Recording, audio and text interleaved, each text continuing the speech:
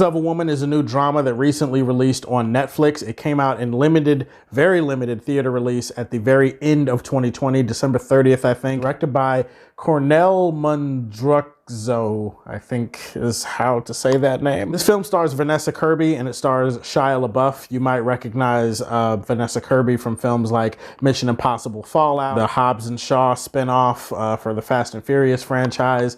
She's been in other stuff, I'm sure. So I'm not going to give away too much with the story here, but I am going to say that it follows a couple who undergo a very intense and traumatic experience involving childbirth. Trauma of this event affects them so much that throughout the rest of the film, we see how they literally, no pun intended, try to pick up the pieces of their lives, or in some cases, let the pieces fall away from their lives. And so this movie is kind of how all of that works. I'm not gonna lie to you guys, this movie hit a little bit differently for me on a personal level. Like, obviously, the subject matter involved is very mature and very emotional stuff anyway, so it already has that going for it. I'm not gonna get into it while I'm doing this video, but suffice it to say that I personally have lived through an experience that is very similar to the experience that these characters went through in this movie. So different parts of it definitely hit me and affected me more than it might affect the regular viewer, because I'm looking at these characters, I'm looking at what they're going through, I'm looking at the tragedy of the entire situation, and I'm looking at how these characters react to certain things, how they act throughout the film, and I'm like,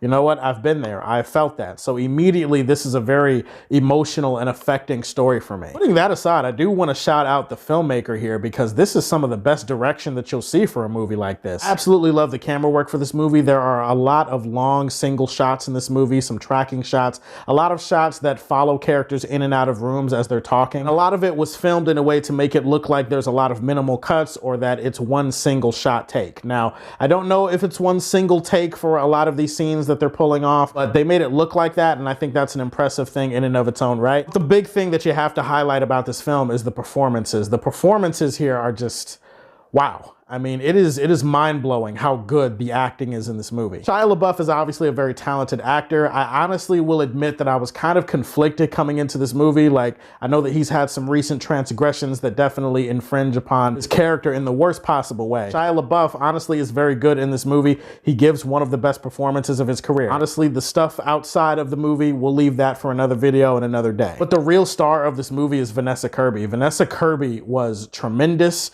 She was sensational, and she owned this entire movie. She pretty much carries a lot of it on her shoulders. And I love the fact that she's kind of dancing on the edge of a serrated blade throughout the entire film in regards to her emotions and some of the things that she's keeping under wraps. Internal anguish that she is dealing with. And anybody who has gone through the situation that she has gone through in this movie as it relates to childbirth, as it relates to children in general, a lot of suffering, and a lot of that is done on the inside. And then there are some times where she has to portray it in an outward manner. And I just thought she balanced all of that perfectly within this movie. She is able to convey so much emotion with her eyes. That's probably the single best thing about her performance. Like Vanessa Kirby, I've seen her in other stuff. She's been good in other stuff, but she was great in this movie, and I honestly think she deserves some kind of Oscar nomination. I do believe that this is one of those movies where, guys, we kind of just have to sit back and realize that women are super women. Like, women are incredible. You guys have so much more strength and so much more compassion and so much more beauty in yourselves that we could ever appreciate. And seeing the things that you guys go through as it relates to childbirth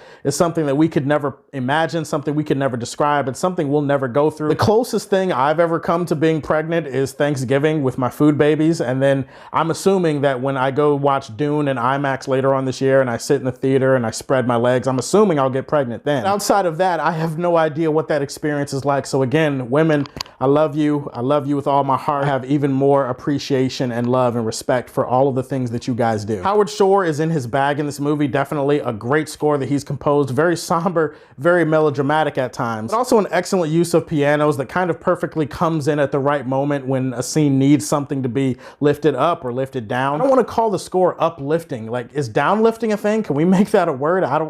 Let's just go with that. It's the kind of music that's depressing, but you're kind of okay with it. There is a sequence at the very beginning of this movie. The first 30 minutes or so is breathtaking. It is intense to the nth degree. There is something to nitpick about this movie. It's the fact that the movie doesn't really rise to that level again. Like, after the first 30 minutes, the rest of the movie is pretty good, but unfortunately, it doesn't match the beginning. Kind of a Battle of the Five Armies issue with me. Like in the Battle of the Five Armies, the Hobbit movie, like the first 15 to 20 minutes is Smaug just demolishing that town or whatever. After that, the movie still has like 2.5, 3 hours left, and the rest of the movie just can't measure up to that amazing beginning. I don't want to say that the movie blew its load too early. Like that seems kind of on the nose considering we're talking about pregnancy and kids and stuff. And I'm just gonna say that the movie came, and you could argue some parts of the story went. The ending of the film doesn't make me feel the way that I think the movie wanted me to feel. It presents a certain scenario and there's a certain subplot that becomes way more important at the end of the movie. The way that they executed it and the way that it came across, I can't really spoil it, but